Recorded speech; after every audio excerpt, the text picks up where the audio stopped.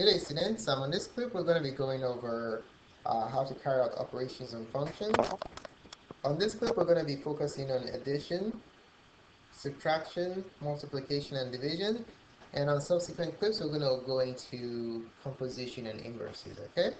All right, so let's write down the instructions for the examples we're going to be working on. Let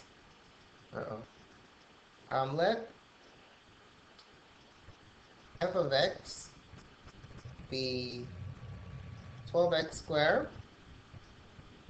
plus 5x minus 4, and g of x be 3x minus 5. Find a, find f plus g of x. B, find f minus g of x. C, find f times g of x. Okay, find f times g of x.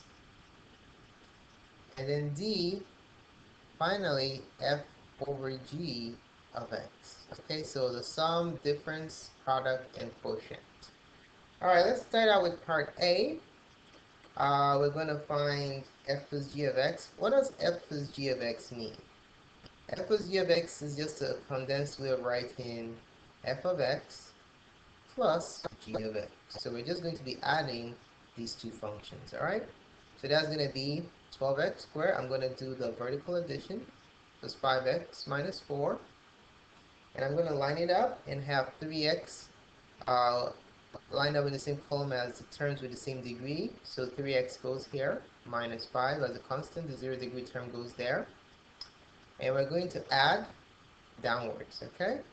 So the signs are the same, so this is negative 9 plus 8x plus 8x, and this is 12x squared, okay? Let me write it nicely. So it's going to be 12x squared. Write it again so you can see. So this is a negative 9, and this is plus 8x. Signs are the same, I keep the sign, and then this is 12x squared. All right, so there goes the sum. All right, let's move on to the next part. I'm going to double underline this to indicate that's my answer. Let's move on to the difference. All right, so for B, we're going to try and find f minus g of x. Well, this is a condensed way of writing f of x minus g of x. So we're going to subtract this function from that function. Okay, so we're going to have 12x squared plus 5x minus 4 minus parentheses 3x minus 5. Okay, so to subtract is to add the opposite. All right, so always distribute the minus to these two terms here, and then we're going to add the opposite. So keep the top the same as it was, 12x squared plus 5x minus 4. And then the bottom is going to become negative 3x plus 5, because I distributed this minus to the 3x and then to the negative 5. All right, so if I distribute it, I get that. And now we're going to add downwards. Okay, we're going to add the opposite. All right, so now we're just going to add because we already distributed the minus. So minus 4 plus 5 is positive 1. Plus 5x minus 3 is positive 2x. And then this is just 12x squared. There's nothing here, or 0, 12x squared. So it's 12x squared plus 2x minus 1. All right? Okay. Now let's move on to the product, part C. Part C for the product, we're gonna find f times g of x. All right, f times g of x is just a fancy way of writing f of x times g of x. We're just going to multiply. All right, so this is how I'm going to do it. I'm going to multiply vertically. 12x squared plus 5x minus 4 multiplied by 3x minus 5. Okay, all right, so I'm just going to multiply as though I were multiplying numbers. The degrees columns corresponds to like the number places. Okay, like just like when you multiply numbers, you have the ones, tens, and the hundreds, and on and on. This you have degree 0 or constants, degree 1 column, and then degree 2 column. So always keep the columns consistent. All right. So negative 5 times negative 4 is a constant, positive 20. So that goes here. Negative 5 times positive 5x is degree 1 term, namely negative 25x. So that goes here. So negative 5 times 5x is negative 25x. Negative 5 times 12x squared, positive 12x squared is negative 60x squared. That goes into the square column, like that. Alright? Now we're going to distribute this 3x to all three terms on the top. 3x times negative 4 is negative 12x. That goes into the degree 1 column, negative 12x. 3x times 5x is positive 15x squared. That goes into the square column, right under there. So these are squares. And then 3x times 12x squared is 36x cubed, and that goes into the cube column. Alright, so now we're going to add downwards. Draw a line and add downwards. And your answer is going to be 36x to the third minus 45x squared. And then we add this to minus 37x plus 20 because there's nothing down here. Alright?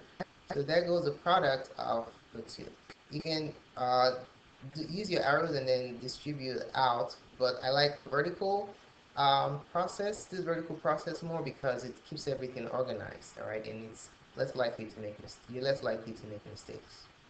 Alright, the D part, we're going to find f over g of x.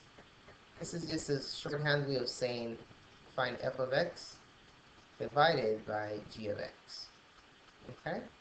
So f of x is, so that's going to be 12x squared plus 5x minus 4 divided by 3x minus 5.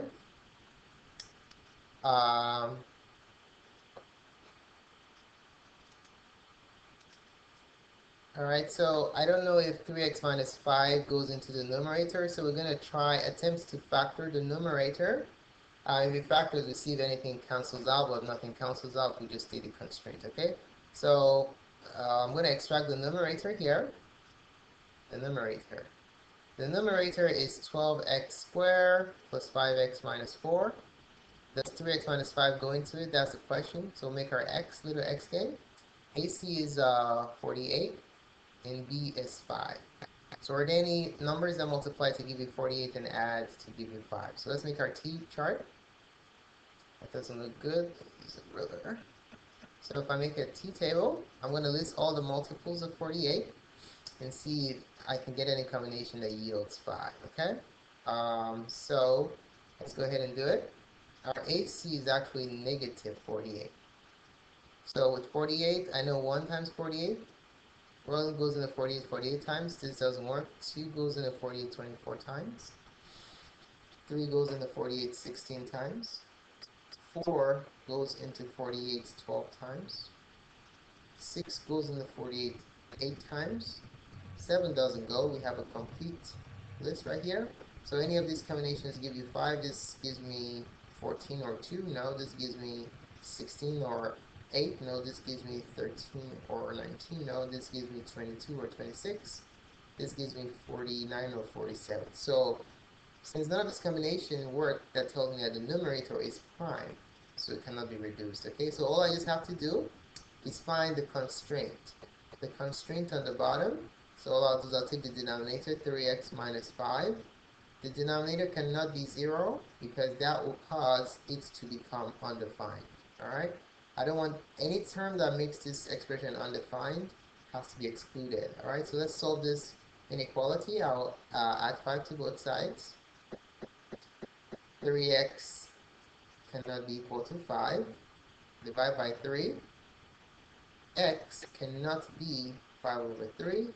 So our answer is going to be 12x plus 5x minus 4 divided by 3x minus 5, comma, x cannot be what makes the denominator 0, which is 5 over 3. Alright? So over there, there goes your solution for the quotient. All right. Okay. So thanks so much for taking the time to watch this video. Feel free to subscribe to my channel by clicking up here. Or you can share the contents of this video with your friends via Facebook or Twitter or even Google+. More videos can be found on microserve.com. Thanks again and have a wonderful day.